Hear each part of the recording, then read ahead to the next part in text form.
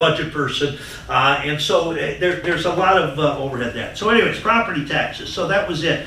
And basically, why are they based, on property? Because the concept was, that your property depends on things like public safety, road repair, the schools and things like that. In some cases, water and sewer. Not in Willowick, because I know you get paid a lot. You pay a lot for the sewer charge, but anyways, so it's based on, and so what we wanted to do with this joint committee, that I was trying to simplify the thing, trying to find. And one of the things that's confusing for people is millage. What's a mill? A mill is $1 per thousand, $1 per thousand of your valuation. So in other words, if your property was $100,000, then $1 per each thousand means $100. Well, that's not true, because in Ohio, you only pay on 35% of the assessed value. And I asked questions committee as to why that is, and nobody seemed to know why. But so if your $100,000 home, you would pay 35. I know there's no more $100,000 homes anymore, but you'd pay 35,000 on that. And so each mill for a $100,000 home would be $35. And then how are the values determined? As you know, that property values are determined by the county auditor. They're required to do a 6-year reappraisal of all of the properties in the county. It's different for different, the counties are staggered. Ours was last year. I think other counties are this year. Some other counties are next year. But because there was this big sticker shock back in the 1970s, when the inflation rate was like 17–18% a year, people, when they got their 6-year appraisal, saw their $40,000 house become a $105,000 house. So the law was changed to require 3-year triennial updates. So they're done every 3 years. So, but there's other things in the property tax law. But there's the coupon situation. So these are all complicated by what's called a coupon system. So House Bill 920 was passed in the late 70s, and the idea was to make sure that people weren't getting driven right out of their homes by the sticker shock from rising property values. So what it did is it said, no, whatever the levy generated, it can't generate anymore. That's why you see on your property tax bill or an account, you'll see these reduction factors, because the auditor has to apply reduct point. So it might be, you'll see somewhere the actual voted millage in maybe a community is 86 mills, but the actual millage is 64 or something like that, because of the reduction factors that are applied. There's also been other things put in the property tax, the homestead exemption, which basically takes care of seniors, disabled, and certain veterans, people, who are on limited incomes and all that. However, 920 does not apply to all millage. There's another thing that's called inside millage, and that's complicated. There's up to 10 inside mills. The Constitution says anything over 10 mills is subject to a vote of the people, but the first 10 mills, they can apply.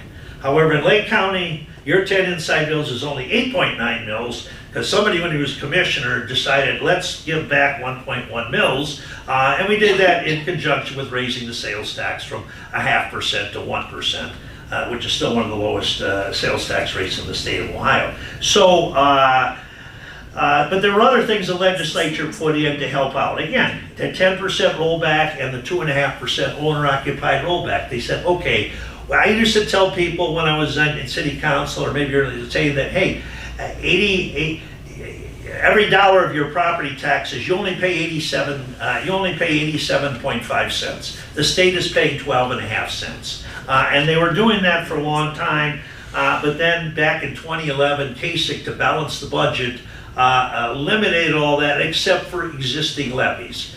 So the only way they continue to get that 10 to 2.5% rollback is if it's a renewed levy. If it's a new levy, if it's a replaced levy, it's not eligible for that. So, yeah, and there's just the other thing, there's too many types of levies. There's operating levies, there's renewable or continuing levies, there's replacement levies, there's bond issue improvement levies, there's emergency levies, there's substitute levies. So, again, that was the idea of the committee, to try and get and I know Mr. Massey was down there to testify, and I thought that when we got all done and we got all this input, and I still think we had a lot of work to do, that we would then sit down and say, okay, let's roll up our sleeves, let's collectively decide where we need to go to make our property tax system more understandable and less burdensome on our citizens.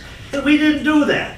We met from January till the end of June in 2024.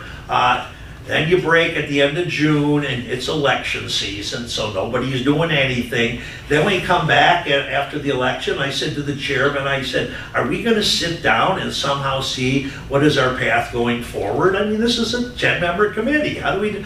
And he basically said, well, I'm asking everybody to turn in what they think our recommendation should be.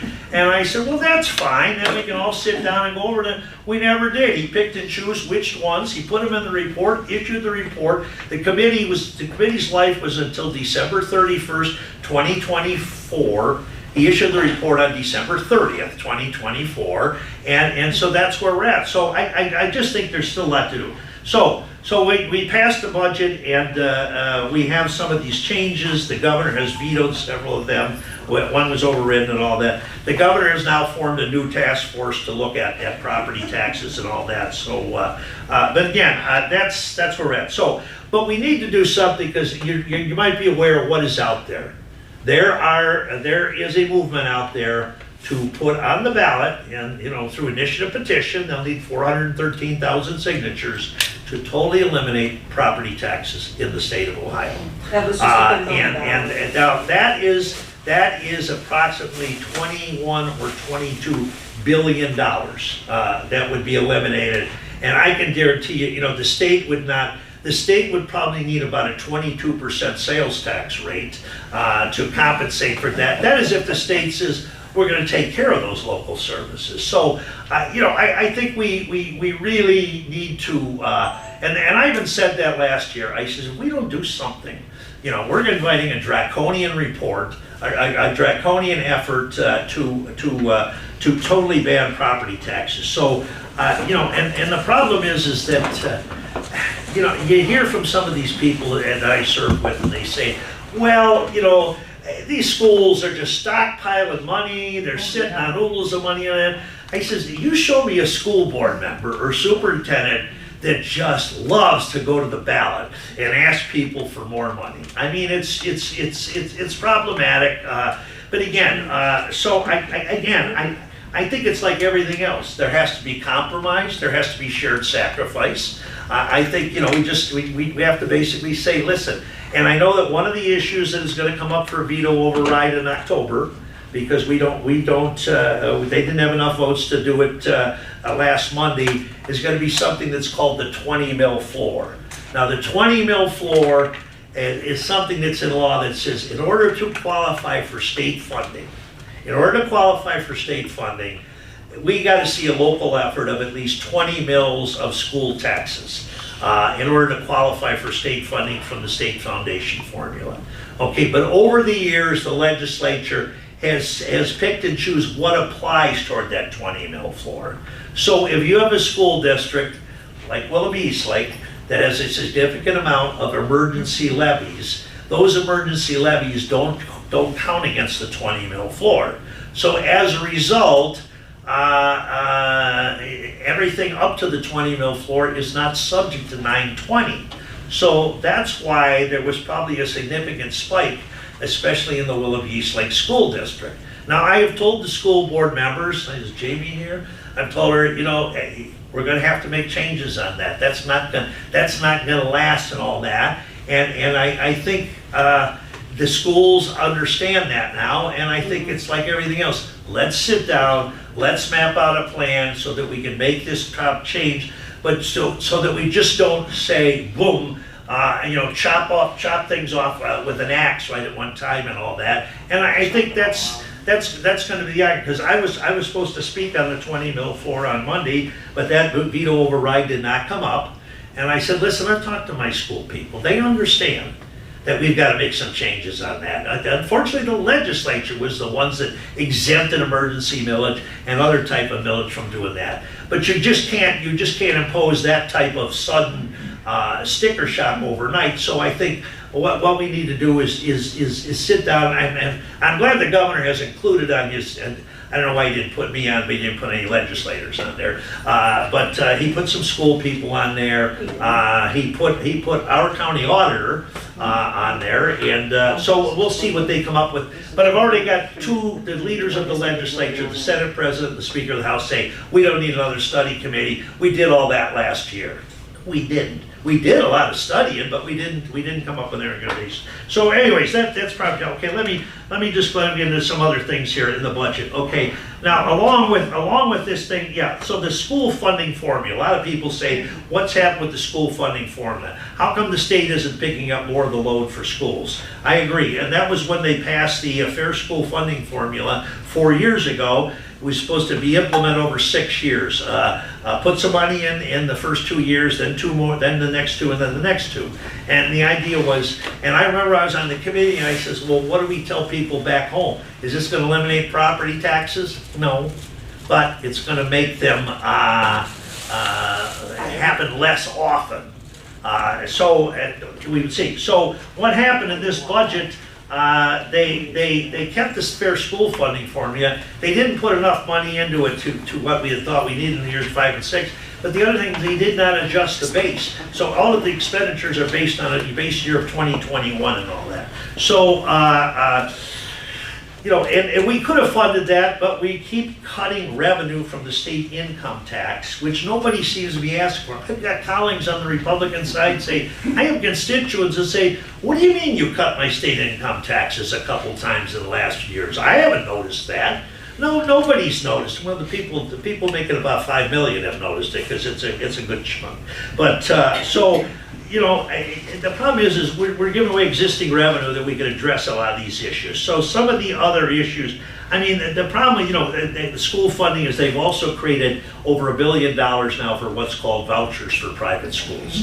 90% of the students in Ohio go to public schools. 10% go to private schools. The problem is not only are we putting a lot of money out there, but the whole idea initially on vouchers was to rescue kids from underperforming public schools. Don't make them prisoners of the geography they live in and let them have an alternative. Well, we're not finding a lot of movement. What we're finding is the people who have been sending their kids to private schools for years are now getting $8,000 or $9,000 a year from the state of Ohio to cover that. So, but the other problem I really have with that is that you require the public schools to transport those kids. The public schools are required to do transport. I've had superintendents tell me, I've got 26 bell schedules in my school district because I have, and if I don't transport those private school people on time, I get a deduction taken from my state funding. I get penalized and all that. So it's just something that if we so as long as you're cutting taxes $1.5 billion and then you're doing this. So some other problems in the budget, and I'm going to open up for a question. The Medicaid clip. Okay, Medicare. Let's see, where do we have that? Yeah. Well, Medicare is a federal program. Medicare is a federal program for seniors. Medicaid is a partnership between states and the federal government. And Medicare right now in Ohio generally is about 66% is paid by the federal government, 34% by the state government. But Medicaid expansion, which sometimes called Obamacare, Medicaid expansion, which John Kasich pushed for, and the legislature finally agreed. It's paid 90% by the federal government and 10% by the state of Ohio. And you say, well, who's getting all that? I'll tell you who got it, because I was county commissioner then. But 8,000 to 9,000 working poor people in Lake County had health care as a result of Medicaid expansion that they would not have had. So it's there, and the other thing, but they have in the budget a Medicaid cliff, which basically says if the federal government reduces that 90%, in other words, if they bring it down to 89%, we're out. We're going to kill the program. That will put about 700,000 Ohioans off the health care rolls, And I am surprised my colleagues who represent these rural areas of the state who are supporting this. I'll say, you know what this is going to do to your small town hospital? Your small town hospital is going to eat uncompensated care for a couple of weeks, and then they're going to go belly up. And it just doesn't seem to make sense. In other words, even if they cut it down to 85%, I'm thinking, hey, I love stuff where I can spend $1 and only cost me 15 cents. So that's it. Some other areas I think concern, I know this came up at the last care, is the daycare situation. We have, one of the problems, you hear this from the Chamber of Commerce, we've had a hard time getting women back into the workforce or getting in the workforce because the cost of daycare is atrocious. And so, we are one of the lowest states in the union. I think we pay up 138% of the poverty level, is eligible for subsidized daycare. We used to be at 200%. Most states are at 200%. So we're about the lowest in the state. But so what did they do in the budget? And it's a great idea. It's called a tripartite program. So it's basically the state of Ohio, the individual, and the business that they work for will be, triple partners in doing this. And we budgeted a big whopping $10 million to do that.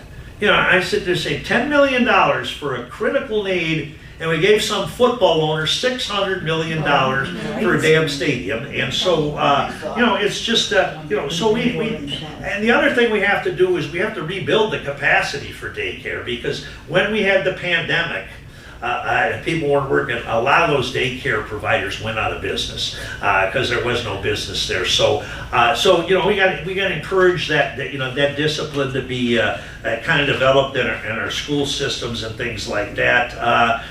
Just a couple other things, senior issues. One thing I did work with a couple of colleagues, and we did we have a children's caucus, we have a veterans caucus. I said we need an aging caucus because this is a state where 1 of every 4 people is over 60 years of age, including yours truly. So we did create that elder caucus. And I serve on what's called the Ohio Elder Abuse Commission because, the things that we see that happens out there, the schemers and the scammers trying to separate people from their money. I mean, I don't know, we probably all got the email a few weeks ago saying if we don't pay this traffic ticket, they're going to come and get us. And the problem is that so many of our senior citizens are trusting, they think, oh my God, I better do something on this. So we do that, let's see. One of the other things I've introduced, it's like a lot of the things down there. It gets 2 hearings and we're done. I introduced a bill with a Republican out of Toledo dealing with SNAP benefits. SNAP is the Supplemental Nutritional Program, Assistance Program and all that.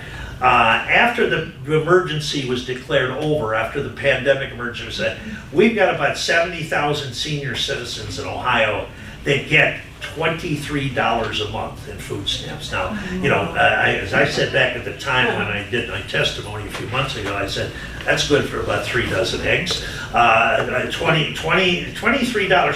So and my colleague, we put in a bill that basically said, the state of Ohio, let's join like with other states, let's supplement that $23 and at least get each of these seniors $50 a month. And we'd have to use state money to do that. And that had a price tag again, over the 2-year period of maybe about $45 million to do that. But we couldn't afford that. But we give $600 million to a stadium owner. So again, turn that. I think that's a bit. So let's talk about property tax relief. I just said there's these things that the legislature put in the budget. None of these were vetted in the committee.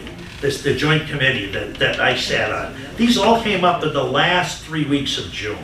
And so, and there's and some of the other stuff they stuck at the last minute. I mean, just so, I know that our senator doesn't like, the way the plain dealers treated him, so he inserted in the budget a tax on newspapers, right? You don't pay sales tax on newspapers. The governor vetoed that. So, also, what I think was just the most bizarre thing ever seen, they put language in the budget bill to basically require that school board elections be done on a partisan basis, Democrat and Republican and all that. These things have always been, our cities, most of our elections are nonpartisan.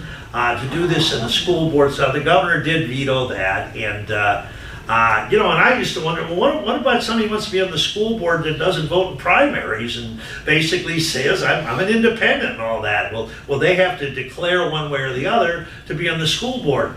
The other thing is there's other, and again, hopefully this thing will not be brought up for being overridden, but there are certain people who can, in certain professions, they can run for public office as long as it's a nonpartisan public office. But if all of a sudden they become partisan elections and all that, they'd have to do that. So, all right, well that's, so the biggest problem here, and I plan to just kind of comment on that too, and some of it, is that, and I talked about that when I gave a floor speech my first year back in 2021. I said, the budget used to be the number crunching. This is where we spend the money. When I was on city council in Willowick, when your dad was mayor, and we would, oh, he's here. Hey, how are you? We didn't write ordinances as part of the budget. We did. Sorry about that, Tom. Well, I'm getting old. I don't.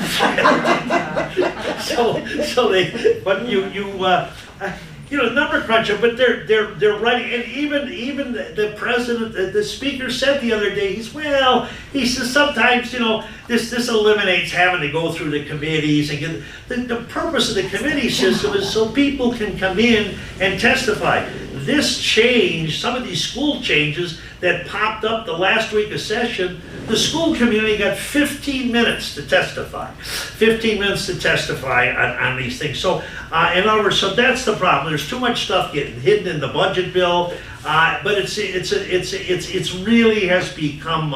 It should be number crunching. We should be rewriting half of the Ohio Revised Code every time we do that, and so. I think there's a bunch of other stuff I could talk about. I want to see what's on your mind, and so who's got a question? Yes, ma'am. Hi, how are you? Yeah. So you spoke for quite a while on property tax. Yes. So when schools take out and put onto on the ballot for, they want to have a bond levy. Okay, right. All right. Bond levies, Wickliffe got hit with a 60 mil bond levy several years ago. All right, the voters voted for it. When they built the new schools? One big North school, and south? which will not be able to house, say if Wickliffe grows the community bigger with young children, and you add another 1,000 in it, they are Yeah. not equipped to handle 2,000 children. But the bonds, that should be on the building, and we don't own the school building. Property owners don't own the school building, so they're using our homes as collateral and equity, and then with the levies, with the new language where they can't do emergency replacement or whatever this is, the schools will relabel it as something else to put on the ballot. So as a homeowner myself, my husband and I, we live in Wickliffe, he grew up in Wickliffe. How is it, this is not sustainable of the property, our homes should not be for sale in bondage to the schools. The cities can't, what we pay for our city, I pay less than, a little over $700 out of my property taxes to the city of Wickliffe for services, whatever in there, the library, everything. And over $1,300 of my property taxes goes to the school. And I don't think that's fair, all right? And the homestead exemption, it was a little higher several years back. Now it's down to $500. This is not sustainable, Mr. Troy. It's just not. It's not down to $500 on your tax. Mine is $5, yes. Yeah, well, it's because it's the valuation. Okay, the homestead exemption says, okay, if your house right now, so if your house is, again, I'm gonna use Yeah, it was 100,000. revalued Yeah. to over $127,000. Yeah. And 32 years ago, we purchased it for $62,000. Yeah.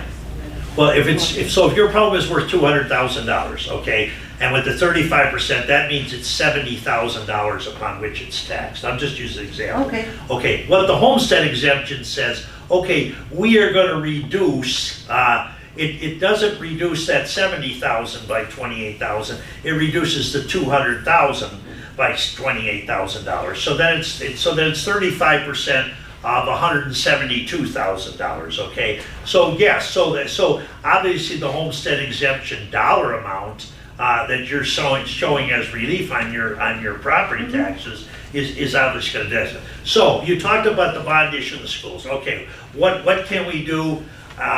One of the things I did my first time, and I supported this with a lot of people, was we created the Ohio School Facilities Commission and all that. And what this was to basically have the state float bond. Now, the formula is, it's based on the valuation of your particular school district. Fairport Harbor is building a whole brand new school system because of the extremely low property values in Fairport Harbor. First of all, they had to pass a levy, they have to show local effort, but about 91% of that is being paid for by the state of Ohio, okay? In Wycliffe's case, probably have that new school system because it's a single city school district with Lubrizol and fairly high property values. It probably only paid somewhere around 15% of the state. So we've argued that yes, we should up that. We should make more of a state. The whole idea is here, the state could be helping out on a lot of this stuff instead of just keep cutting income taxes so we have less and less time to do that. In terms of bond issues, yeah, bond issues can only generate the amount of money they need to Every year off your property. Well, yeah, because and it's we're a stuck with it, because it's a 37-year bond issue. If the school bellies up Yeah, and the building closes, yeah, it's we, the property owners, who will be left with the remainder to pay that off. We're indebted, yes, we're indebted to that because the school, it's their school. That bond levy affects every property owner in the city of Wycliffe. well, not all of them. Lubrizol has a lot of tax abatements, but They pay over $44,000 to the school system Who right does? now. who? Lubrizol. Yeah. But So I what do you I- mean I- by an abatement? Because these abatements can be hurting people in the cities too. Well, I've said that. I mean, it used to, I used to vote differently than my two other colleagues in the county when we'd have somebody say, we want to move our facility from Willoughby to Manor, and we want a tax abatement. I said, I'm not, this is a zero-sum game. So I'm how not does- voting to give tax abatement One more to question. relocate within the How city. does a school determine What? that the amount of millage Yeah. that they need to put on the ballot in order for a levy to be Well, approved? it's sort of the auditor's office. Basically, what they say, here's the cost of the project. Here's what our Just for an operational levy? Here's an operational levy. Yes, sir. Just for an operational levy. Well, they have to pass two resolutions, okay? First of all, they have to say this is the amount of money. The auditor has to certify that this is the millage that will generate that particular amount of money, and then they have to vote to actually put it on the ballot. And in terms of the bond issues, basically it would be the same thing. Here's the cost of the project to the best of our ability. What will this be, including debt service over how many years? What would be the amount there? So, yeah, I mean, I don't disagree with that. I mean, but again, the voters of Wycliffe voted for that. I didn't vote for the bond levy, but Okay. the increases in our property taxes Yeah. are beyond our income increases. We know that, and that's what I'm saying. That's why I've said that I've been pushing for this for, again, I was the one that said, we need some sort of committee to study property taxes in the state, to make them more understandable and to make them less burdensome and all that. I'm just frustrated that they didn't really follow up on that. Yeah, you, sir, yeah. Why do we keep needing new schools all the time? Right, That's. Thank you. Yes.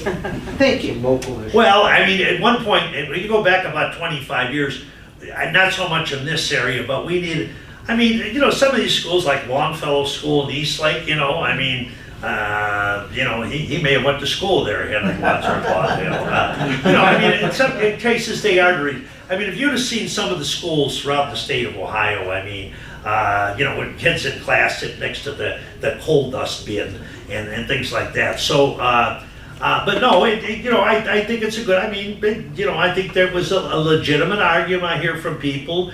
Did Willoughby Eastlake need to build a new North High and a new South High? No. I don't know, but, again, these things are subject to voter approval, and, they can't do these things on their own. Yeah, go ahead, Mr. Massey. Yes, could you explain your vote on the Budget Commission?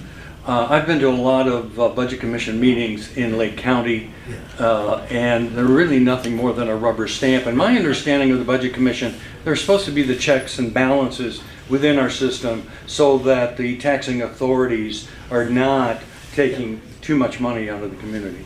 Well, what happened, so where did the Budget Commission start? Go back to mid-30s. Okay, so the mid-30s, they sent the state of Ohio money to, it was kind of the forerunner of the local government fund, or maybe it evolved into what's called the local government fund. And then every governmental entity that needed revenue had to come into the Budget Commission every year. That's why if you go to your city council meetings or the commission meeting, by July 15th every year, they have to pass what's called a tax budget. It basically says, okay, these are the property taxes that we intend to levy in the next calendar year, which would be the current fiscal year and all that. So, but the idea was for that was then the Budget Commission is supposed to say, we don't think you need this much. We don't, and that was the whole idea. And when the money was sent from the state of Ohio to help during the Depression, you had to go in and basically convince them that this is how much money I need and why.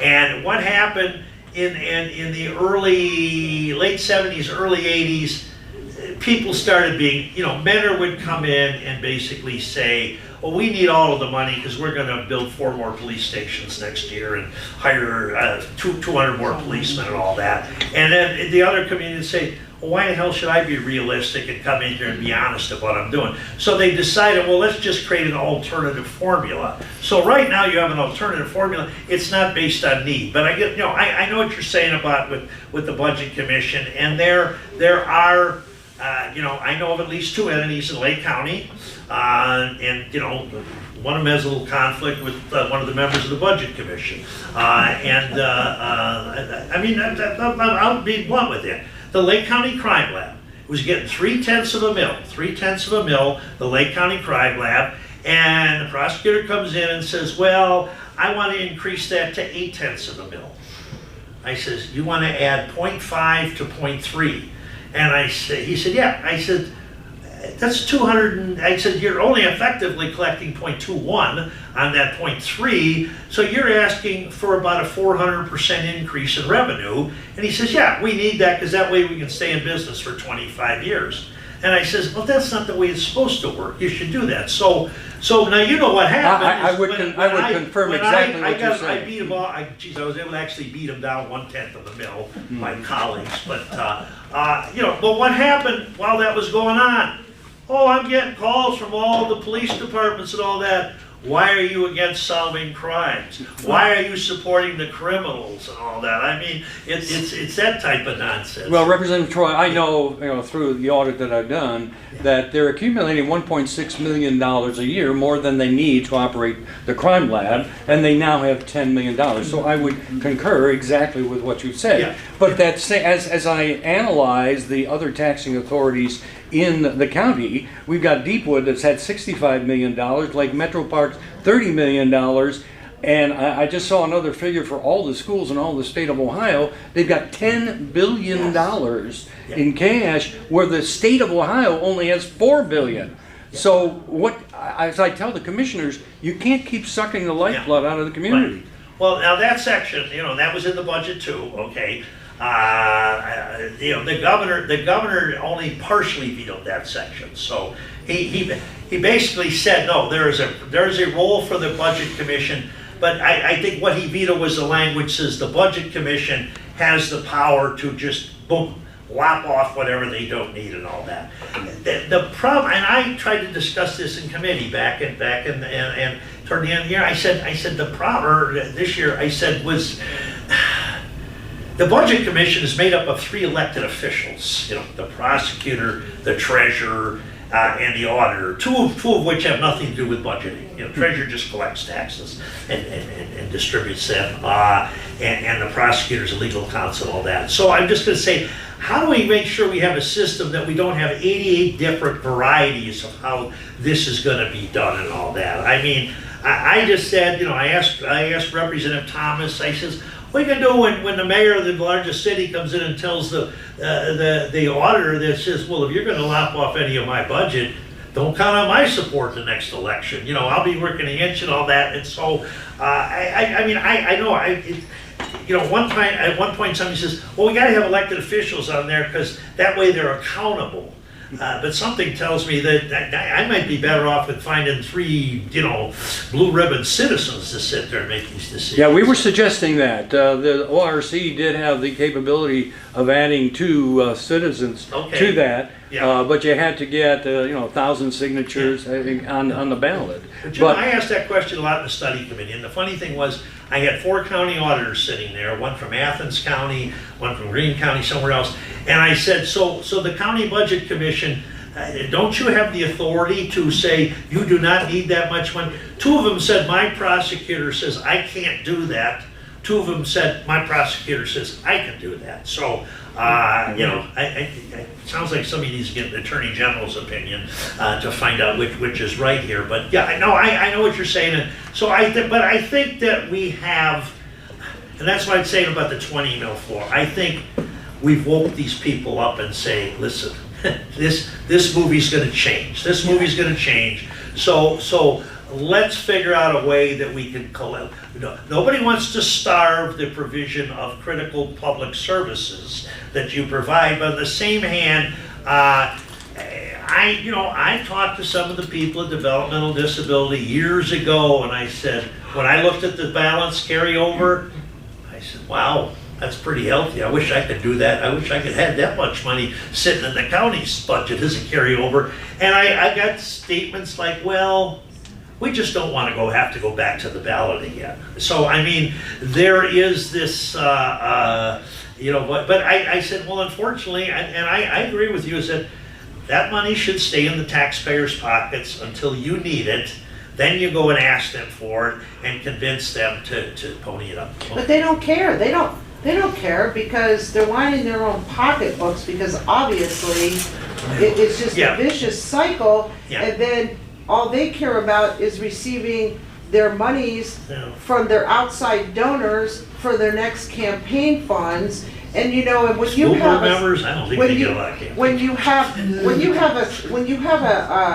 a senator in this state that feels that if senior citizens can't afford their property taxes no more, but their home is paid off and they raise their family in it, well then they ought to downright just sell their home and move into an apartment. Now tell me, how do you, representative? Listen, I think that's horribly insensitive, Mark. That's your state senator, okay? Yes. And he said that. He said if senior citizens have problems paying their property taxes, they should seriously consider selling their homes, moving into an apartment, and we know apartments are dirt cheap these days. Oh,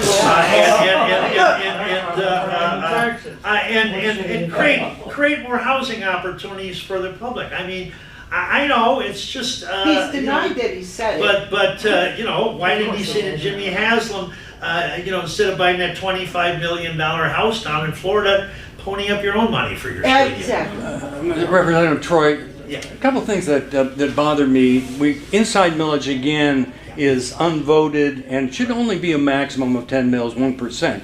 However, when I look at the outside millage, 2 things that bother me.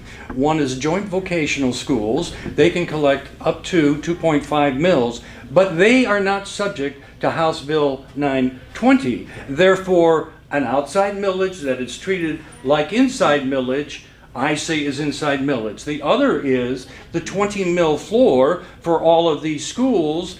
People have to realize when it gets down, if they have 5 mils of inside and 15 mils of outside, that 15 mils is treated like inside millage. So if there's a 10% increase in their property values, there'll be a 10% increase in that school tax without a vote of the That's right. taxpayers. Yeah, well, I think we need to, and you saw Geauga County Auditor last year when they had their appraisal, he went around to the taxing entities and said, you are going to get windfalls. And I think, except for one school district, I think I think that's where we have to get their attention and do that. Now, former Mayor Dreyer, knows that we had, in our charter in Willowick, we had 10 inside mills in the charter millage, and they are not subject to rollbacks and all that. But to their credit, the city of Willowick is not levying all 10 mills. You're levying 8.5. So in other words, now they could be like some of these other entities and say,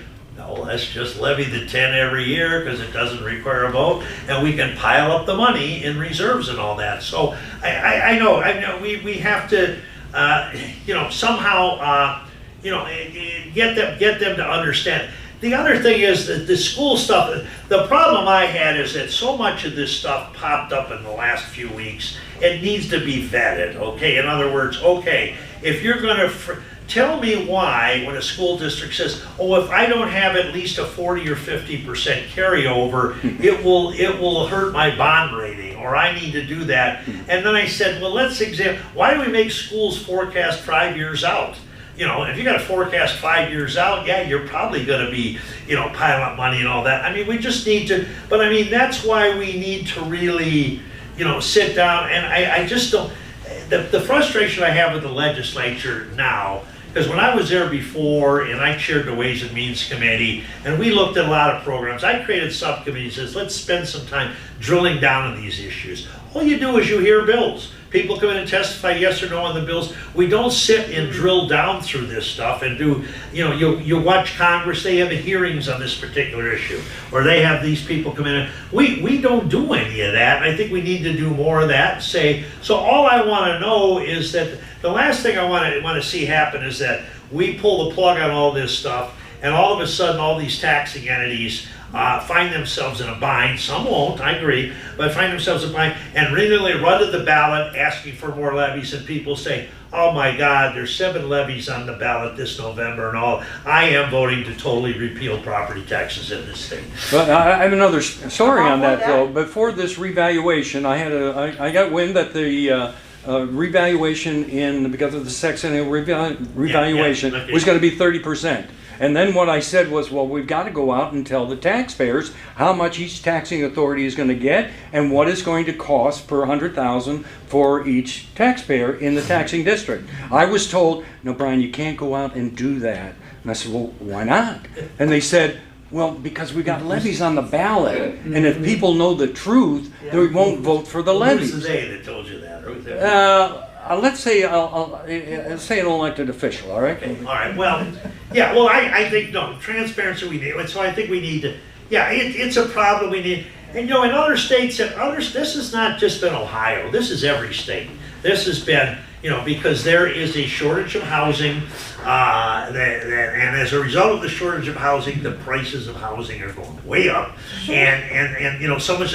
So what did I say early in the committee? And I don't know if you were there. I said, here's what we need to do. Somehow we got to find a way to lift the lid a little bit on 920. In other words, allow 3 to 5% annual inflationary growth. It's too tight of a lid. But then somehow we got to put a lid on top of the inside millage, the 20 mil floor, the charter millage in the cities, to make sure that does. So if everybody was getting 3 or 4 more % revenue every year, and everybody's taxes were only going up 3 or 4 more % a year, I think we'd be a lot calmer right now and all that. But I got answers like, well, that might require constitutional changes. That might be very difficult to deal. I just kept being told that, oh, this is too hard. So I said, what did John F. Kennedy say? We don't go to the moon because it's easy, we go because it's hard. And I don't know why, we just don't do more of that. So I agree, but we got to get there. All right, what else? Yes, sir. I'm gonna change the subject, move off the budget for a Sure. couple seconds here. Certainly. And I don't know whether you're aware of this or not, because I think the news came out probably while you were en route here. The Lorraine County Lorraine police officer passed away that was shot yesterday. Yeah. What is your stand and what are we doing about gun control? Well, they're doing nothing about it in the gun control legislature. I mean, I'm co-sponsored with a lot of my colleagues for background checks. I mean, the statistical data shows 90% of the people thinks that we should have background checks. I think one of the things that we get crazy legislation. I mean. I stand with the Fraternal Order of Police and all the other organizations, and normally when they would oppose stuff in the legislature, it wouldn't pass, but these things pass. They actually had a bill in there, and I got a few emails from people in Lake County saying, you better vote for this because it's basically a bill that says whatever federal firearm regulations are enacted, Ohio does not have to follow any of them. And I said, my God, John C. Calhoun lives, and it's called nullification. And so, I mean, it's just, we need to do more. We need to do more. The governor stood there after the shootings in Dayton in 2019 and said, we have to do something, and nothing's happened. I mean, every time there's these pieces. So we had, and I was county commissioner when we started concealed carry in Lake County, and you had to be tested and you had to get a permit and all that. And it was working well. Nobody was complaining about, the process of having to go through a little bit of a training session on licensing to be able to get a permit to carry a concealed weapon. But then, since I've been down in the legislature, they passed a bill that says, no, Second Amendment says you don't need any training, you don't need a permit, you don't need anything. If you want to carry, you just do. So, I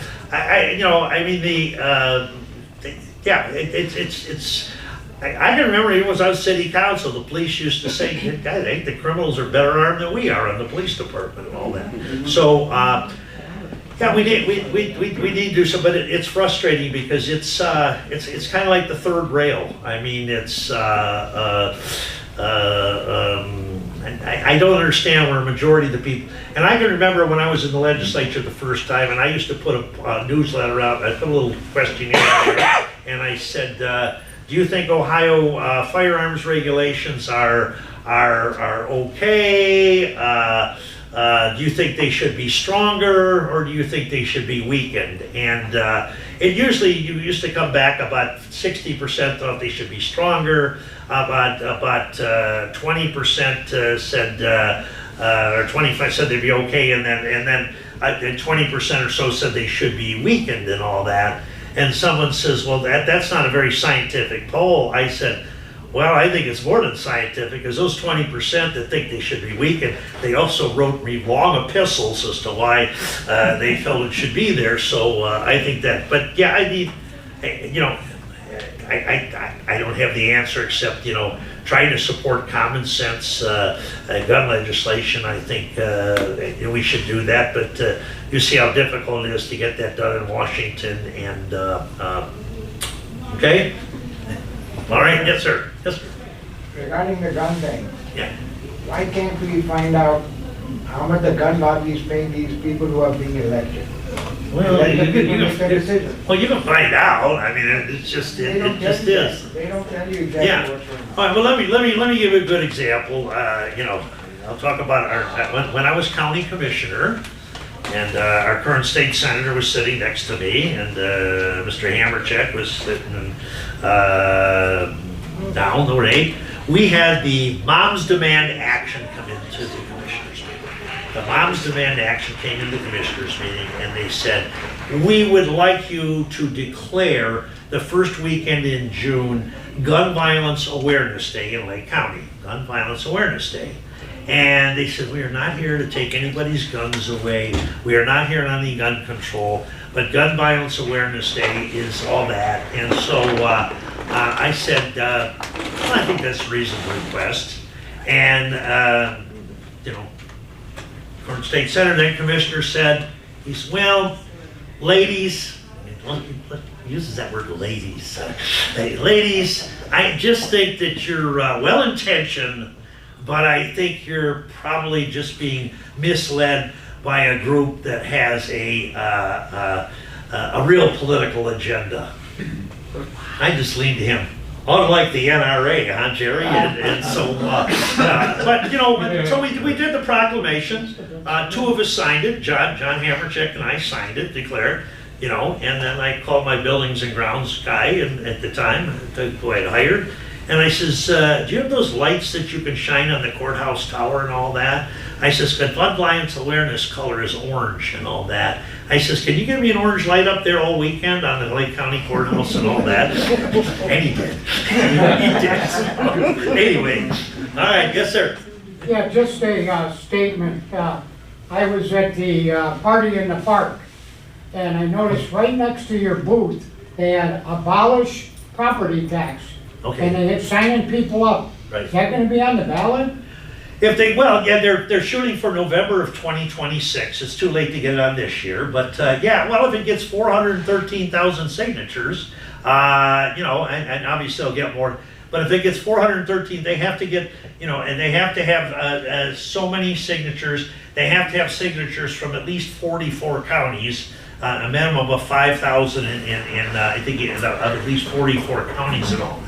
So, will it get on the ballot? Yeah, I mean, we'll just have to see. If it gets on the ballot, obviously there will be a significant, campaign. I would think.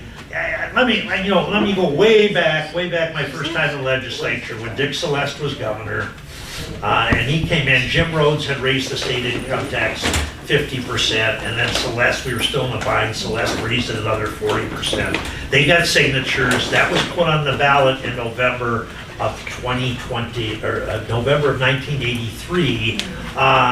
The voters voted it down. The voters voted not to repeal the state income tax increase and all that. But what happened, there was a coalition also of labor, business. The business people said, this thing gets repealed, guess whose ox is going to get gored here? So I would think that if it does get on the ballot, I mean, emotionally, I'm sure it'll have some support. But on the same hand, I think there will be a lot of people. But I'd rather we get something done, to maybe diffuse that, even have to get on the ballot. So, whether it gets on the ballot, it's up to how many signatures they get and all that. So, and that's what I was going to say in my veto override didn't come up. But I was going to say, if you're going to do these things, and it's going to force all of our taxing entities to go to the voters more often or immediately to try and make up for what you've taken away, you're not heading off a property tax revolt. You're enhancing the likelihood of that happening because the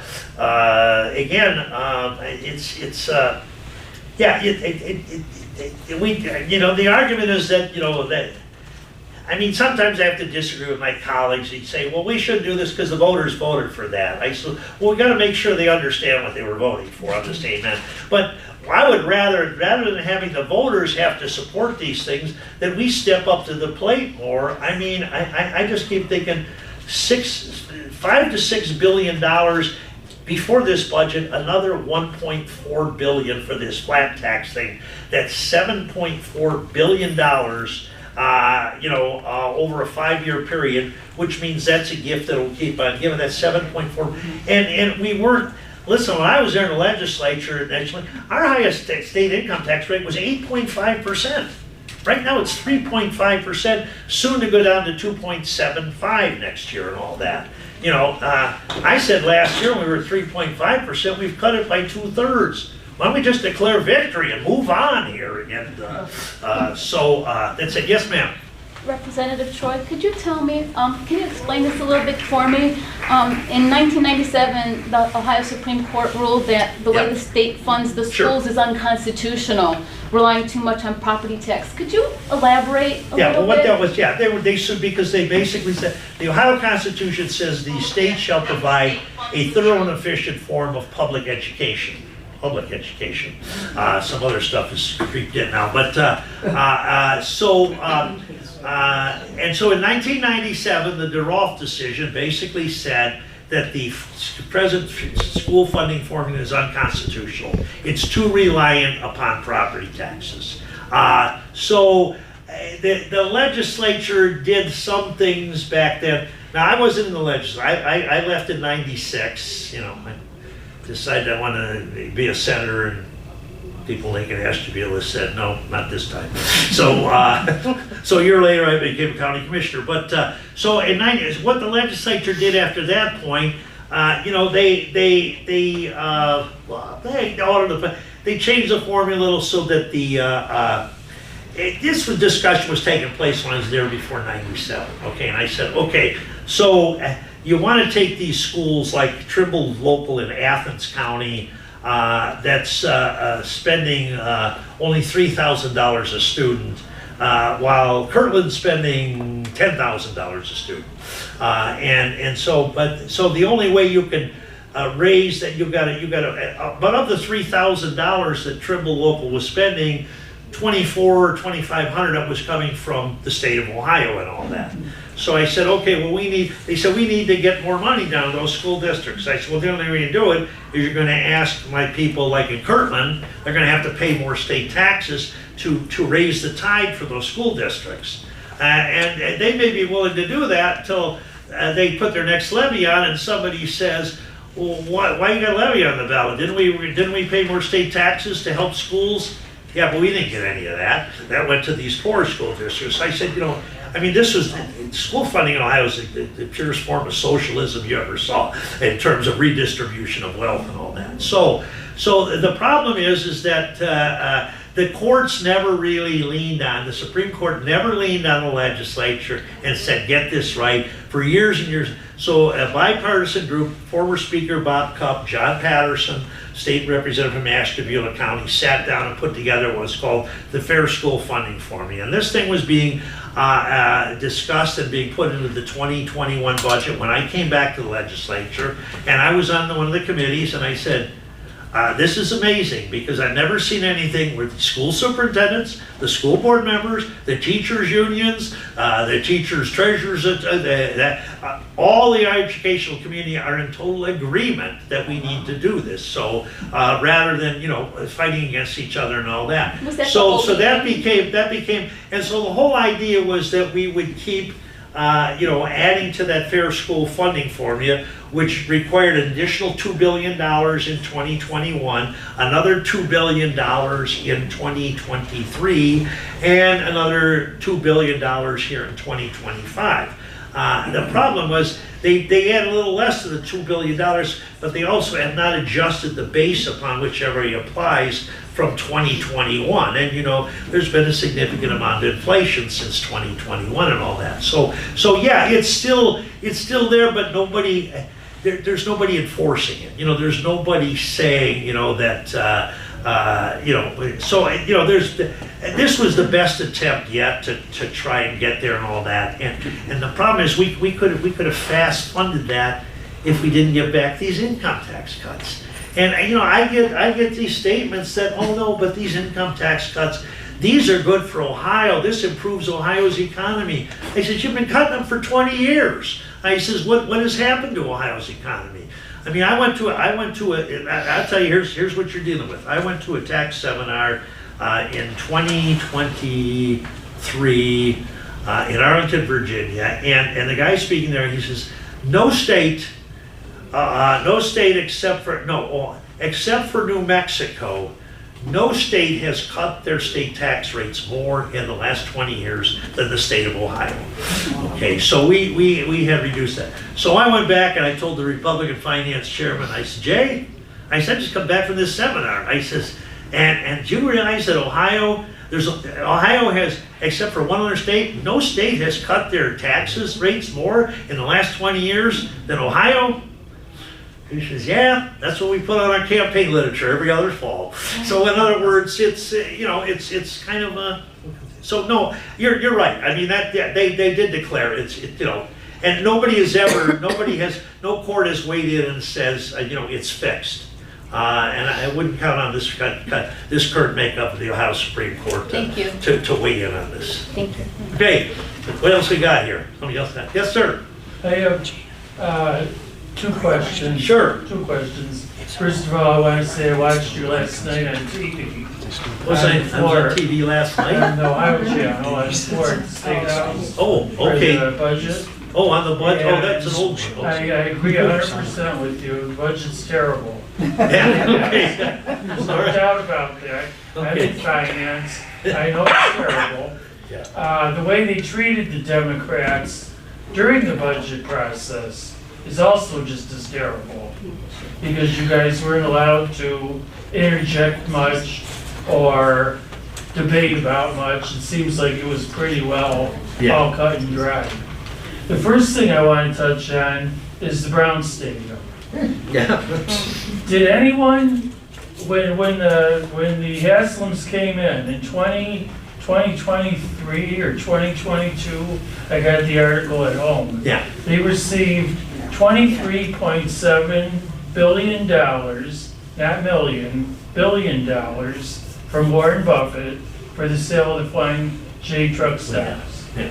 Did anyone question them as to why they're coming before the state for that money? And they clearly have enough of their own? Yeah, well, that was brought up all the time. I mean, my colleague Sean Brennan from Parma, he's getting, of course now he's getting Yeah, built I up. listened to him last night. Yeah, well, he's getting beat up by the Cleveland building and construction trades because, they don't care how it's paid for, build something.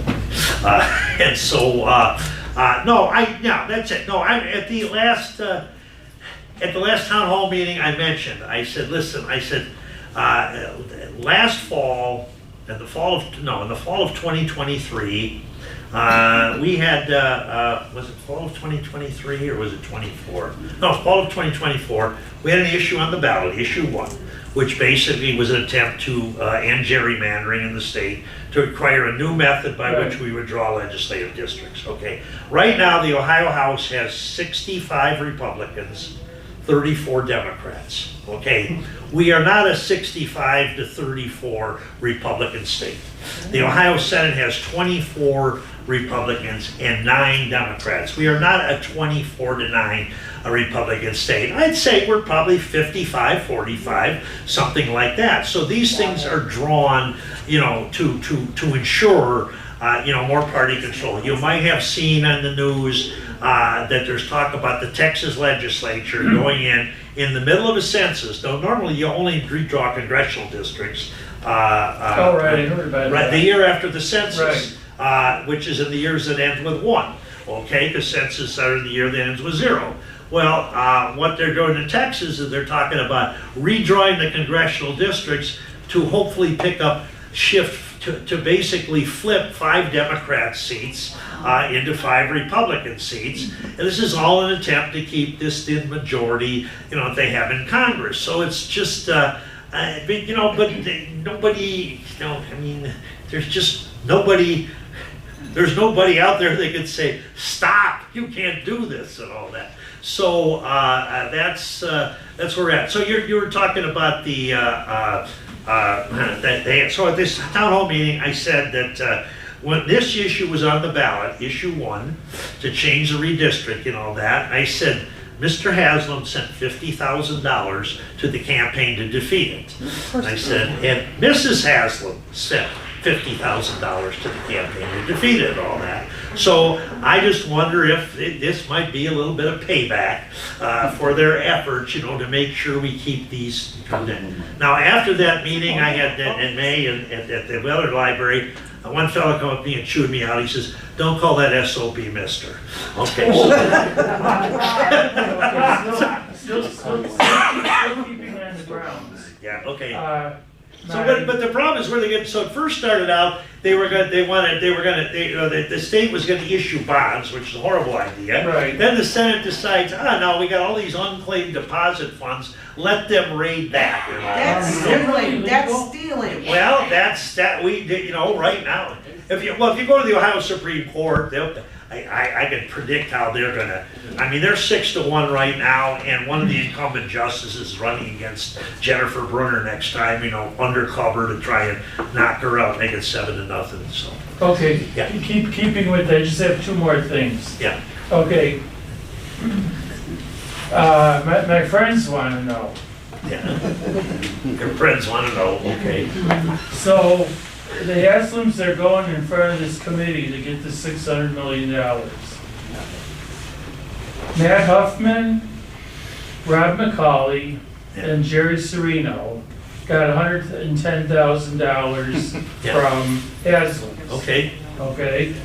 110,000 more than I got. Now they get the 600 million. Yeah. They want to know, how is that different from what Ralph Householder did when he took the money? Larry Householder. Or Larry Householder, Yeah. when he took the money from the Illuminating Company Because- and then, Because the Did law, that. the law allows, we need we need campaign finance reform, but you just see it everywhere, but you can't get it and all that. I mean, it So just here's a good example. just doesn't look right. We have an ethics Live it law. right.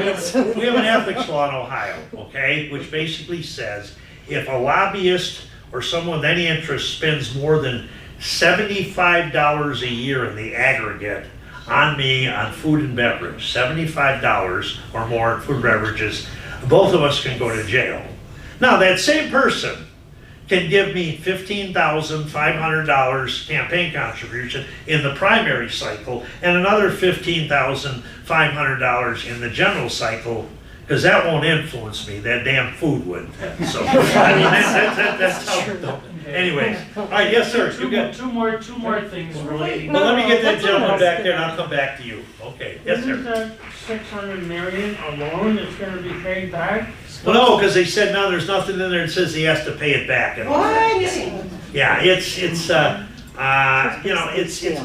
I mean, the legislature has done this stuff before, you know, raid these funds and stuff. But normally when they've done that, and I was there when they did that, you had things like the certain regulatory boards had huge surpluses, all that. And apparently the legislature, they normally would do those things, you know, on a rare occasion. We talked about doing it at the county when I was commissioner. You know, Judge Clammer had $1.4 million sitting in a computerization account. And I said, there's no way, and it's from fees that were collected. I said, there's no way he's gonna do that. I said, Judge, I says, we could really use that money because we're laying off sheriff's deputies right now. We're furloughing people, they're only working 4 days a week and all that. And, you know, we didn't get anywhere with them, but anyway, but normally you do those things because you're in a bind. You're saying, my God, in other words, so, yeah, you know, the legislature sometimes over history has gone to those funds because they did, you know, they had to make ends meet and all that. This is unprecedented to take care of a billionaire football team owner and all that. So I don't think it's taken back. So, hey, you know, that's it. So, okay, what else we got? Yes, ma'am. Okay. Yes, Vicki. I get the frustration about the whole property tax thing, I really Yes. do. But I work with kids for 40 years, and you might call me a sniveling liberal or whatever everybody thinks, but me and my husband do not get homestead. We suffer, we pay our taxes. But my problem is, if you That's don't. because you're getting that big sheet metal workers I know. pension. If you don't have the after-school things for your kids and that thing, like you said with daycare, people can't afford daycare. So they depend on school and after-school programs to keep their kids engaged. I don't want a society where kids can't play an instrument, can't hold an art brush, cannot play football. Yeah. I don't want that in 20 years, but I get the frustration. But as far as the gun violence goes, that's what they're gonna do. If you can't find them an activity, society's gonna be their activity. Yeah, yeah. Well, But again, not it's off the just, backs it's of just, homeowners, I not have, off the backs of but But that's the legislature's I have fault, some because new it's 20 colleagues years of that them come not in, fixing okay? the Some of the new problem. people I meet, you know, and I mean, it's, I say, so what are you gonna focus on while you're here? Well, I'm here to downsize government to the greatest degree possible and reduce the tax burden to the greatest degree possible. I said, okay. What about the critical services that a lot of people expect government to provide to keep us as a civilized society? I get, Yeah, maybe that too. I mean, it's almost like, there's this feeling that, and this is the tone we were getting the other day in the legislature, is that all these local government entities are just, no matter what they are, they're sitting. I mean, the reason we have them is at some point in our society, people said, we need a program to deal with the developmentally disabled here on the local level. We need programs to deal with substance abuse and mental health issues and things like that. We're an aging county, so we passed the senior citizens levy, all that, and so it's just. But I've got some colleagues that say that, well, the problem with property taxes. There's too damn many local governments out there spending the money. We need to get rid of half of them and all that. So I know but Joe, you always got to have a balance. No, we do need to require more efficiency, I think, I've been critical of. I remember my first time in the legislature, and I was studying all the higher education programs because I had the primary, secondary, and higher education budget I was in charge of, and I was checking on I said, boy. We give each student like about a $2,500 subsidy for an undergraduate, and then we give about $4,000 for a graduate student. And I says, we're giving $11,000 for doctorate students and all that. So I started to look and say, well, what I found out was the greatest growth in doctorate education during that time was in education administration, which means now if you go to any school district, they got a deputy superintendent for this, and that. I mean, but at some point, they need to kind of, let's get more money into the classroom to the teachers who are on the front line, and get kind of reduce some of that overhead and all that. I think that, and I know,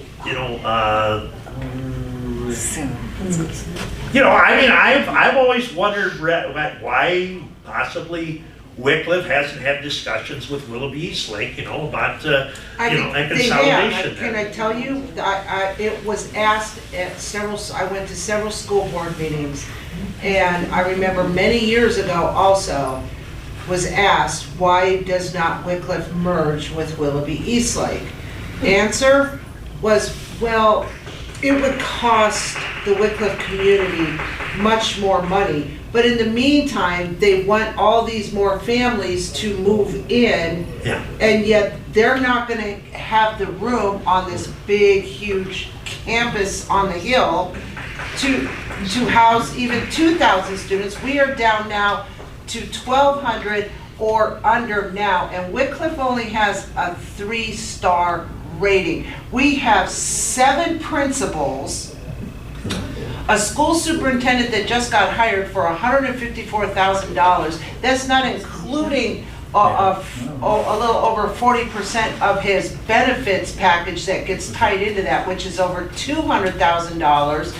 And we have a 3rd grade classroom in this campus that one half over here is sitting on couches and another half is sitting at desks, when we have a school that prior to building the new campus purchased a baby grand piano for over $54,000 that came out of capital gains funds. Now you tell me, I would encourage anybody in this room, take a look at your school district, go to their board docs, start digging around and seeing where all your money is going off your property taxes. I have nothing against teachers or children, but doggone it, enough is enough. Administrative bloat needs to be cut first, and Wycliffe's not listening. They've already made their plans ahead of time prior to a school board meeting and cries and says nobody attends. Well, you got a brand new superintendent coming in there, Wycliffe. I'd go get his attention. Oh, really? They sheltered him from a state of the city, state of the school meeting, stood him up, turned around, waved. Several school board members and their clan circled around him so no one can ask him questions. Yes. My Okay. understanding- Cliff School sometimes. My understanding, I think by law, something like, we can't combine districts. That's what I had heard. There was something, I don't know if it was in Ohio Revised Code or something, but I had heard the same thing, like, why don't they combine? And I don't think we can. I don't think we're Well, there's a allowed. process you gotta go through. I mean, they did it in Geauga. Yeah. Geauga combined, Ledgemont with somebody else. Okay. And why is there New- new- pre-K? Why do we have pre-K now in these schools, pre-K through 12, when it used to be Yeah, well, kindergarten? here's what I always, first of all, I used to always say when I was chairing the budget, I said, I'm worried about the numbers, how do we properly fund stuff? In terms of policy, what gets taught in the classroom, how this stuff is administered, you know, I'd rather, you know, I mean, a lot of people say, I want local control, you know, and we are a local controlled state, so, okay, what else did we have? Becky, did you have anything else? Oh, you do? Remember Okay. back in the 70s when they said the lottery was gonna take care Okay, here we of go. everything? Oh, no, All right, here we go. Now where's the legal marijuana money going? No, it isn't. Well, nobody knows. There's a lot of money Hasn't gone anywhere yet. People are, in the wind. people are complaining. I said, listen, I didn't write that statute. They said, well, who wrote that statute? I said, the people that want to use it, the people that want to sell it. I mean, it was a citizen That's a lot of initiative. tax money that's. Well, it's not, but the lottery, let me tell you the lottery, when I was there the first time, was maybe generating about $750 million. It's now generating about $1.5 billion a year. But, the state of Ohio school funding combination is probably, about, I don't know what the latest numbers is, but it's probably about, 11 or 12 billion dollars in local property tax. Well, more than that. Probably about 13 or 14 billion dollars in local property taxes, and then the state share is probably about 11 million dollars. Okay, so we're still a majority property tax funded school system. Now you get into the poor Appalachian districts, they're probably about 80-90% state funded, or the agricultural areas in northwest Ohio, because there's not a lot of property value on all that farmland. So, but of the 10 or 11 billion dollars that comes from the state, 1.5 billion of that is the lottery money. It does all go to the schools. Why Ron Model and people at times said, oh no, this will pay for the schools. No, it was just fictive. So I always just say, listen, it doesn't totally pay for all the schools, but thank God it's there, or somebody's taxes would be $1.5 billion higher to make up what that doesn't pay for. Legalized gambling now too. Well, they want to do that. I'm not. Marijuana. No. I mean, I said to the governor's against, I said to the governor too, I said, Governor, I said, are we gonna get to the point where we're not gonna run this state on general taxation? We're just gonna run it on gimmickry, gambling and all that? Of course, he told me, he said, well, if that Ramaswamy guy gets in, you're probably gonna have to. He is not a big fan of Ramaswamy. He's trying to talk Trestle into running. Okay, yes, sir. What's going to happen with state funding in the state budget if a certain entity in Washington get their way and, you know, start pushing everything down onto the state? You know, the education and everything like that. What's, well, I asked the budget director, we had the opening hearings for the budget in January or February of this year, and I said, what is the state's position if a lot of these critical programs are decreased in funding from the federal government? I said, are we going to? She basically said, no, we're not gonna, you know, pick up the slack. I mean, it's interesting how this has happened. I'm old enough to remember Ronald Reagan, you know, a lot of these kids, I mean, I remember when I first ran for legislature the second time, I said, you know, I consider myself kind of a middle of the road Kennedy Democrat. And half the people said, who's Kennedy? Now you're running it over and they want to know who the hell Reagan is. But Reagan, his idea was what's called devolution. Devolution, he said, listen, it makes no sense for these programs to be run and you know, monitored here from Washington. These things can be run more efficiently at the state and the local level and all that. So a lot of this stuff was pushed down there, And then Reagan, if you remember, there was huge tax cuts on the federal level, okay? But because of the mini recession and these changes, you know, the states had to raise their taxes and all that. Now, you know, I heard people say, oh, look at Reagan, the feds, they cut taxes, you guys in Ohio raised them. I says, yeah, but the amount that the state raised is less than what the federal government cut. So what Reagan is saying actually is working. You know, in other words, you're doing it more efficiently and all that. But I don't know. You know, I would not. First of all, these guys. You know, I said, well, you watched that budget speech, and I think I said, you know, come on, nobody around here has talked about raising taxes for 15 years. Nobody talks about raising taxes anymore. Although every election cycle, you know, you get accused of that. You know, you just raise your tax and spend liberal. Nobody has. I says, but the problem is somehow we got to put the brakes on cutting the taxes. And I said the good thing about this budget. Now this was in April. For the first time in a long time, there are no reductions in the state income tax rates. However, it's a long way till July 1st. And sure enough, the last couple of weeks of June, the Senate put in, you know, the flat tax cut and all that. So it's, you know, I just don't sense that if those, because of the resources that we have jettisoned, I understand what you're saying. And if there be those, and some of those programs are critical, you know, that maybe we should step up to the plate and help on. But you know, I can't even get a bill out of committee to give 70,000 seniors in Ohio $27 more a month to, you know, to buy food. And so it's I mean, the priorities are just it's just.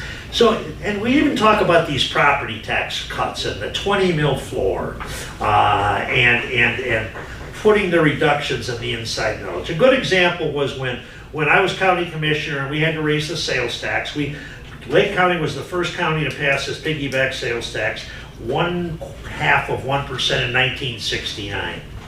43 years later, we finally had to raise it.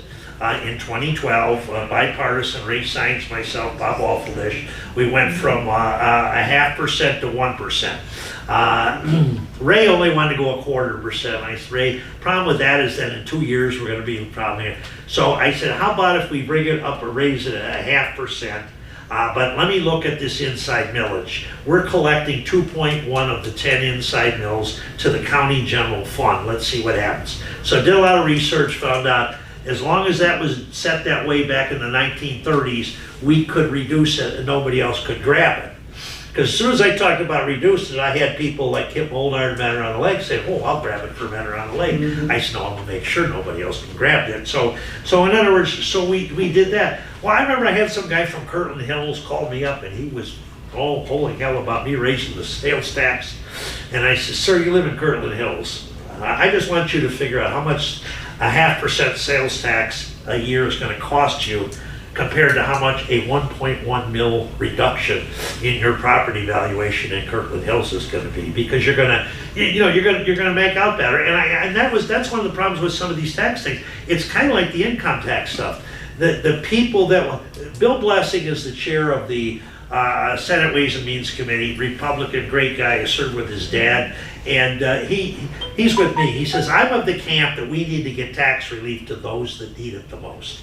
He says, unfortunately, I'm surrounded by people who want to give tax relief to those who need it the least. So, you know, obviously these reductions in the taxable amounts are going to benefit, you know, the higher property value owners and things like that. So not a lot of this is going to get to the people that need it. So that's it. Yeah. So yeah, I agree with you, but we'll have to see what comes out of. You know, they have a mini revolt there for a while. Tillis in North Carolina, Hawley. He says, wait a minute, these programs are vital to the poor people in my state and all that. But I don't know. You know. Like somebody said the other day, you know, the only difference between Jim Jones and the Kool-Aid and Donald Trump and the Kool-Aid is Trump would probably charge you for a cup of it. Representative Troy, yeah. are you aware that Lake Tran, effective July 1st, this year, they raised the sales tax 1/4%, Yeah. and when they have over $50 million in cash Okay. in reserves. There just doesn't seem like, I've asked the commissioners. They can't rate, do you mean raising the, because that has to be a voted increase? No, they raised it. They raised it. Last year, they rescinded it. Oh, they rescinded. They rescinded, so they're they, going back to prior authorization. that Okay. is But it did correct. have to be authorized by the voters, yeah. But they can't find enough ways to spend the money. And, Yeah. but people, I think the average citizen in Lake County is totally oblivious to that, but they're raising, that's costing us all. Again, it's sucking more money out of the community. Well, I agree, but you know what, So, I had a job with the county once, but, after 20 years, they said goodbye. So anyway, Senator Troy? so what was the one other thing, yeah, you mentioned, one thing I did mention here that was also troublesome in the budget is that libraries in Ohio were always funded by either like book fines or things like, or something was called the intangibles tax. The intangibles tax was a tax on bonds and stocks and things like that, and it was like, depending on the county, like Hamilton County or Cincinnati was, apparently there was a huge take on that. So I was there when we created the library fund, and it was initially 6.3% of the state income tax. Eventually, when we had budget freezes and stuff, these numbers changed. It's now, I think, 1.75% of all state taxes and all that. It was until this budget bill. And it's been in place for about almost 40 years, and it ensures that, libraries throughout the state, a lot of them do supplement their library funding with local levies, but they changed that in the budget now. It's no longer a formula. It is a line item. This is how much we're going to appropriate the libraries. It's about a $10 million reduction over the last budget years and all that. The problem with a line item is it's a lot easier to reduce a line item than it is to change a formula. So I know the libraries are concerned about that, and I was even kind of told some of the Republicans, they said, wait, let's screw on. Everybody loves the libraries. That's like motherhood and apple pie. You don't want to pick on the libraries and all that. Now, have I gotten into run-ins with the libraries? Yes, because I said, I don't think we need 323 library districts in this state. I says, I'm the smallest county in the state, and there are 9 library districts. And I started, he wants to take away the books from the kids. I said, no, I want to get more books to the kids. I want to reduce the administrative overhead and all that. So, but I figured I'm not going to do that fight anymore. What else we got here? You had a follow-up question. Yeah, this is concerning Lakeland Community College. The state auditor said that Lakeland College is currently overstaffed, overbuilt, and overburdened with debt. Yeah. In 2022, I was horrified to find this out. In 2022, they lost $47 million. In 2023, they lost $44.8 million. In 2024, they lost $42.6 million. Now, come to find out, Mr. Serino gave him $4 million to renovate an engineering technologies building number E on the main campus, including 16,700 square foot of new building expansion. Yeah. How does that? Well, first of all, I saw that. That was a couple of years ago. Yeah, they had. How does that get done? I mean, to me, it doesn't. Well, the problem, I don't know. I did. For many years appoint 6 of the 9 trustees. Right. To the governor appoints 3, appoints 6. But I made sure I get chewed out because they said, why are you putting another Republican on there? I says, well, because Roger Suster, we needs to encourage them to look more into the high-tech manufacturing and stuff like that. And some other things. But yeah, I mean, the college, what happened is I was amazed when I saw the enrollment was down around 4,000 students, because it was up around Right. 7,000 or 8,000. Right. Okay. 10. So what's that? Now, there are statistical data shows when the economy gets good, higher education enrollment goes down. When the economy goes south, higher education enrollment goes up. So, I mean, something like that. But yeah, was it overbuilt? Yes. And the former president, when I told him, I says, what are you talking about building dormitories on that campus for? He said, well, that's the going trend. I said, you're a community college. I mean, what do you guys, and then I never could understand that Holden Center. That they built across, Right. somebody built that, then they bought it from them, now I think they sold it off at a fire sale and all that, and, so I worked extremely well with Ralph Doty there, getting them with, Ralph Doty, when he was president, I said, he says, we really are busting at the seams on our dental hygiene program, our nursing program. We need more space and all that. I was able to get them money to build the healthcare technologies building. They added on the health technologies building. I've been in there. It's just like some huge atrium. I said, what are they doing here? And so it got overbuilt. I got an anonymous thing from somebody who was a retired dean of one of the departments there, and it basically said, there are no innocent people here. She basically blamed the board and the president, so I don't know what was going on there, but so they've got to get their act together. That engineering building, that was commissioned before. I mean, I would rather see them, moving in that direction toward the, away from the,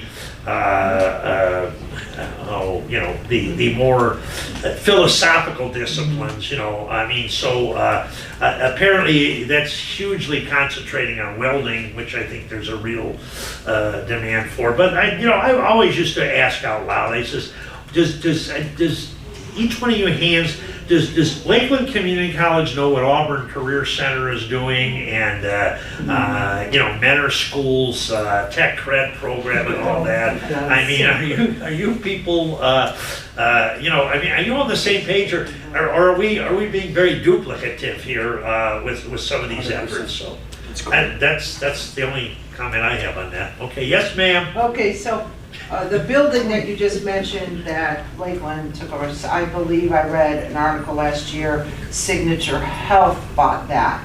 Now, I have two things here. One, when Ronald Reagan was president, he said he wanted to abolish the U.S. Department of Education, all right, because he felt that federal government didn't need to be involved in public education. I did not have a U.S. Department of Education when I went to school. How it all just. Well, Jimmy Carter. Well, yes, but it wasn't even needed technically. If everybody else did fine years prior to that. And so number two. I work for the state government. I have nothing to do with that. Right. But number two, right? Okay. But number two, I have to ask you why is Signature Health in a public school, i.e. meaning Wycliffe? They're leasing, Wycliffe leases a part of it to Signature Health. And I've been hearing that, Mentor has something also, and then this, why are we having? Well, I think, that probably is part of their resource center. Now I've seen that some of these school districts that have a challenged population of students. I know I've been up to Cleveland Heights and they've got a clinic there, and this is that. It's probably part of their resource center to provide services to the students and health things that they might not normally get, because they don't know what, when the kid goes home for the day, but, it's kind of like, hey, you've got their attention for 6 hours a day, and if we can provide some. Resource centers open to the community, Signature Health, why, I mean, you have a doctor in there, a nurse in there, a this and that. I've never in my entire life, going to school, was there anything like that. The resource center has clothes and things like that, and people can go if they're in need to get it. But Signature Health is separate of the resource center. Well, when I went to school, we had one school nurse, you know, and. Exactly, thank you. Yeah. But my And I know taxes that, are. but I mean, paying you for know, that. but I mean, I don't have any problem. I mean, that's not, Does it belong there? in other words, they're providing service. You know, it's what the governor's been big on that. What's called wraparound services. You know, trying to say, and a lot of this is built into the new school funding formulas. That what are these other services? Yeah, I know people used to go to school. You learn how to read, write, and all that. You don't do it, you get smacked. You go home and all that. But I mean, a lot of these, you know, and that's why you got a lot of these people. The only time they get any decent nutrition is when they're in school, and so yeah, I mean, I don't begrudge them for that. I don't think it's you know, whatever you spend, you know, preventative wise and addressing these things probably pays in the long run. That's why one of the things that's frustrating Columbus, and I know a lot of my colleagues on both sides of this, you know, we got bills in there to deal with this whole crap of prior authorization and stuff like that. I mean, in other words, why do the insurance companies give you such a hard time in getting approval for things that your doctor has authorized? The one thing we're trying to get through, we got it through the House, it died in the Senate, something called biomarker testing. What biomarker testing, and it's very strongly supported by the local cancer society here, the American Cancer Society here, and the Alzheimer's Association, because it's a way to early identification of certain biological markers that indicate, you know, might be a likelihood of cancer or Alzheimer's or other dementia, stuff like that. And being fought by the insurance companies because they don't want to pay for this testing. And I'm thinking, why do you not want to pay for testing that might be identify something early? Would you rather pay them when the person's in a full-blown stage 4 cancer thing and look at the medical costs there? So it's you know, I don't really have a problem with, you know, you know, if it's you know, wisely thought out and all that, making these investments in some of these things. Yes, ma'am. You had though? You were just. You should check with, I don't know how they do it in Wickliffe, but it could be a matter of they're a resource in the school. Teachers can go, like if they're not feeling good, then they're not having to leave the building to go somewhere to see a doctor. It's for the kids. If the kids are probably like on public assistance, that can get billed. I would check with your district to see how it's getting paid for, because it may not really be you, like it may be self-funded. I would check. I mean, all you can do is I ask, just so. Googled it, it's a nonprofit. Okay. Yeah. So it's This is- providing resources that the state is not paying for them. Yeah. And if it's a nonprofit, then the school shouldn't be paying for it either, then they're self-funded through Yeah. That's donations. That's right, it's a separate. Yeah. No donation. Okay. Hey, one of the other things you might have read about the last couple of days in the editorials and stuff like that. This is always interesting. There actually is something in the Constitution that says all bills shall only deal with one subject, the one subject rule, single subject rule. But the courts have kind of ruled. It's always interesting sometimes on some of these things. So I always argue about TIFs. I hate TIFs. TIFs are called tax increment financing. So you vote money for the developmentally disabled or the mentally ill or for the senior citizens and all that.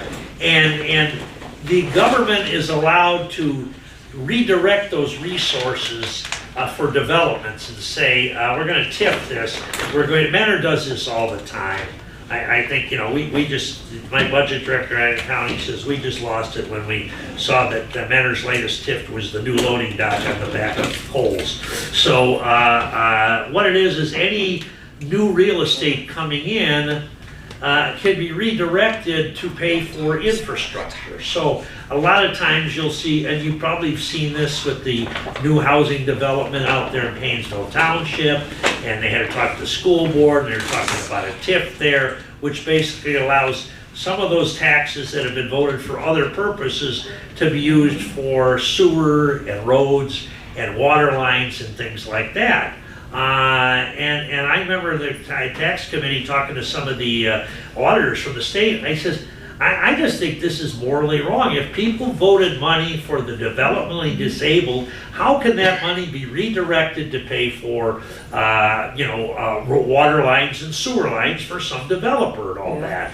And I've argued with the Mentor city manager, and he said, well, he says, the money is still going for a public purpose.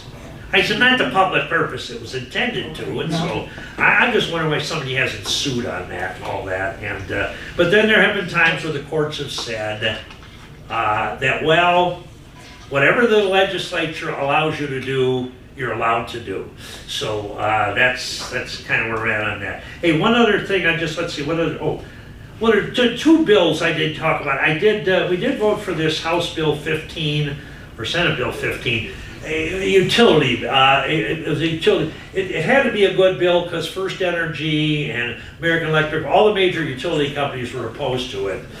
So it passed, so which means it's a good consumer-oriented bill. But what this does, it kills a lot of they had what was called this was enacted long before, electric security plan. So it basically allowed the utilities to go end around, not have to go to the PUCO, to get an increase because they said we need this for electric security protection and all that. In other words, we need to do that.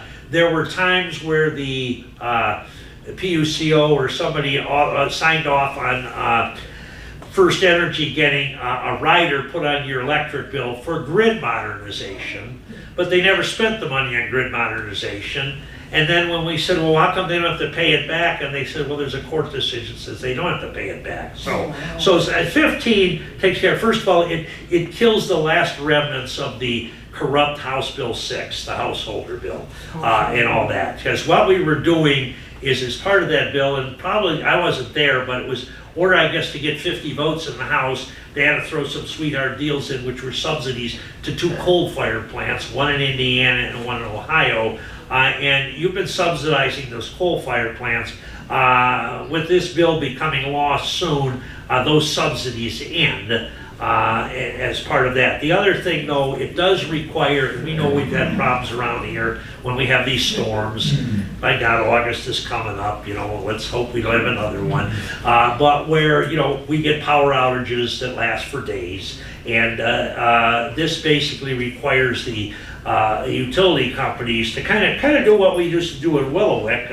If we had a water line that broke more than 2 or 3 times in a winter, we basically said, we're not fixing that anymore, we're replacing that. That infrastructure needs to be replaced. So this bill kind of requires them to monitor this, and if there are power outages that happen in so many areas, that they have got to upgrade the grid on that. Now the problem with grid repair is that nobody wants to pay for it, So, but hopefully we'll get.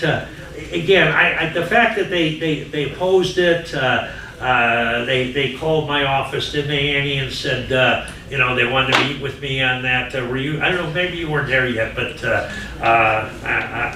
I just said I'm going to vote for it. Tell them I'm busy. I don't want to meet with them. So this is their sad story about that. The other thing I got a bill, but we've only got one hearing on that bill, primary election bill. Yeah. So every 4 years, okay. Now our primary elections are always in May, but every presidential election year we have a primary in March. Okay, and that was put in the 90s because. Then the Senate president said, well, we need to be more of a player in the presidential election. We need to have an earlier primary. So we have this primary in March. The problem with the primary in March is that in a presidential year, every county official is running for office except for one commissioner and the auditor. Every member of the legislature, the House, is running for re-election, those seats are up, and half of the Senate. So, for instance, a March primary, we have a filing deadline in December of the year before the election's actually held. So we have a filing deadline 11 months before. So I said, first of all, we need to go we need to unconfuse people and let them understand that primary elections are always the second Tuesday after the first Monday in May. So these March primaries. If you remember the one primary, we had a heck of an ice storm. The other primary, the governor shut the voting votes down the night before because of the pandemic, and so it's just. And I said, we're not a player in the presidential election. The last time we were a player in the presidential election in Ohio was 1976. We tipped Jimmy Carter into the nomination, and our primary was the first Tuesday in June. So it wasn't in March and all that. Well, so that bill had a hearing. Now I got Representative Byrd from down in Claremont County. He's got a bill in that he wants to move the Ohio primary to the earliest primary in the nation. And I said, what do you want to do that for? He says, we got to take care of J.D. Vance. Anyway, all right. Hey, what else we got? Anything else here? Yes, sir. Just one more thing. Yeah, sure. This is for the future of Cleveland and the state. Yeah, Our industry has gone. Yeah. In the last 50 years that I've been here, yeah, all our industry is gone. Plain dealer, I have an article from the 70s. Right. The biggest employers were GM, Ford, Chrysler, and so right, on. yeah, They made a new one in about 20, 30 years later. The biggest employers were Cleveland Clinic, University Hospital. yeah. No manufacturing. Yeah, yeah. We gotta bring it back.